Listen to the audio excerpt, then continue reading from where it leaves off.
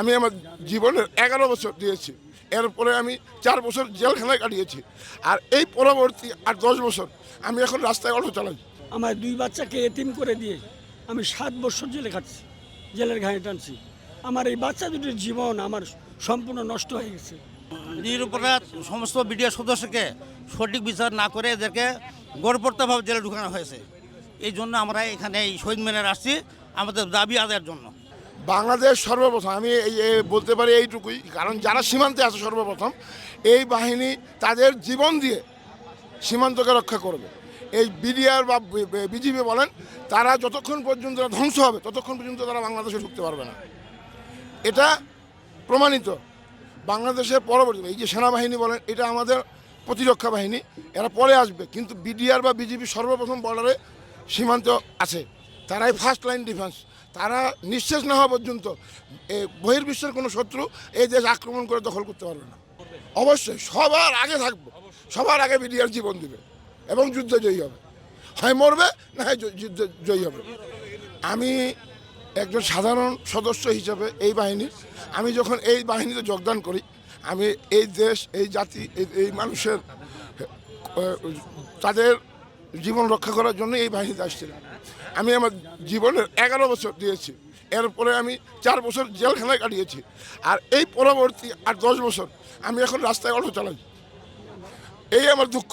আমি এই জন্য আজকে এখানে আসছি, আমাকে যেন আমার যোগ্য সম্মান, চাকরি, অধিকার সব কিছু ফেরত দেওয়া হয়। যদি না দেওয়া হয় আমি এখান থেকে জীবন দিয়ে যাব, হয় জয়ী হব, না হয় এখান থেকে জীবন দিয়ে যাব।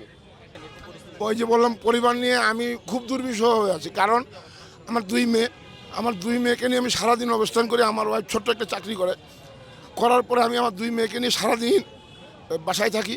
আমার ওয়াইফ যখন আসে, তারপর আমি রাত 8টা থেকে ভোর 6টা পর্যন্ত রাত্রেবেলা অটো চালাই। এইভাবে আমি জীবিকা নির্বাহ করি বর্তমানে।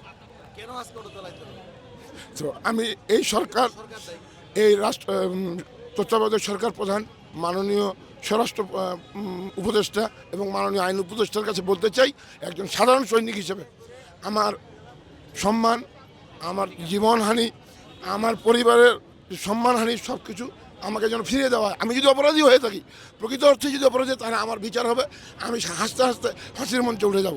কিন্তু আমি যদি নিরপরাধ হয়ে থাকি, তাহলে আমার সকল কিছু আমাকে ফিরিয়ে দিতে হবে।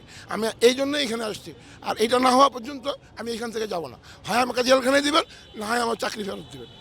এখন খুব দুর্বিষহ জীবন আমার জীবনে। কাহিনী, আমাকে 7 বছর জেলে যখন দেওয়া হয়, তখন আমার প্রথম স্ত্রী, আমার 2টা বাচ্চা ছিল। প্রথম বাচ্চার বয়স ছিল 7 বছর, দ্বিতীয় বাচ্চার বয়স ছিল 5 বছর। মানুষ নানান কথা বলে আমার স্ত্রীকে ভুল পথে নিয়ে যায়। আমার স্ত্রী আমার যা ছিল নিয়ে সে অন্যত্র চলে যায়। আমার 2 বাচ্চাকে এতিম করে দিয়ে আমি 7 বছর জেলে খাটছি, জেলের ঘানি টানছি। আমার এই বাচ্চা দুটির জীবন আমার সম্পূর্ণ নষ্ট হয়ে গেছে। এখন আমার দাবি একটাই, আমি নিরপরাধ। আমি এক কথায় আমি আল্লাহকে সাক্ষী রেখে বলতে পারি আমি নিরপরাধ। আমি নিরপরাধ হিসাবে আমি বর্তমান সরকারের কাছে আমার দাবি, আমি আমার ইজ্জত ফিরিয়ে পাওয়া, আমার চাকরি ফিরে পাওয়া এবং আমার সকল প্রকার সুযোগ সুবিধা। অন্যায় অপরাধ হিসাবে অন্যায়ভাবে আমাকে 7 বছর জেল পুরে রাখলো। আমি এই 7 বছরের ক্ষতিপূরণ, আমার ফ্যামিলির ক্ষতিপূরণ এই সরকার দিতে পারবে না। তাই আমার কাছে আমার দাবি যে আমার ক্ষতিপূরণটুকু আমার যেন সরকার প্রাপ্যটুকু বুঝে দেয়। আমি যেন বাকি জীবনটুকু এটুকু নিয়ে যেন আমার প্রাপ্য দাবিটুকু নিয়ে যেন আমি চলতে পারি বাকি জীবনটুকু। এইটা তোলার জন্য আমরা সরকারের কাছে বিনীত অনুরোধ জানাচ্ছি। আমাদের দাবি, মেন দাবি 6টা, তার মধ্যে প্রধান দাবি হলো যে আমাদেরকে যে বিচারে চাকরিচ্যুত করা হয়েছে প্রায় 18,000-এর অধিক, এই বিচারটা সঠিক ছিল না। আর সঠিক ছিল না বলেই তো নতুন কমিশন গঠন করা হয়েছে। যদি ওটা সঠিক হইতো তাহলে সরকার নতুন কমিশন গঠন করতো না, এইটা একটা যুক্তি আছে।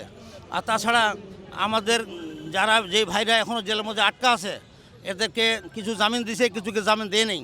আমরা চাচ্ছি সকল ভাইকে ছেড়ে দিতে হবে এবং নিঃশর্তভাবে মুক্তি দিতে হবে এবং পরবর্তীতে যারা প্রকৃত আসামি তাদেরকে যেন এই নতুন কমিশন তাদেরকে তদন্ত করে ধরে এবং তাদেরকে আইনের আওতায় নিয়ে আসে এবং আমাদেরকে নিরপরাধ সমস্ত বিডিআর সদস্যকে সঠিক বিচার না করে এদেরকে গড়পড়তাভাবে জেলে ঢুকানো হয়েছে। এই জন্য আমরা এখানে এই শহীদ মিনারে আসছি আমাদের দাবি আদায়ের জন্য।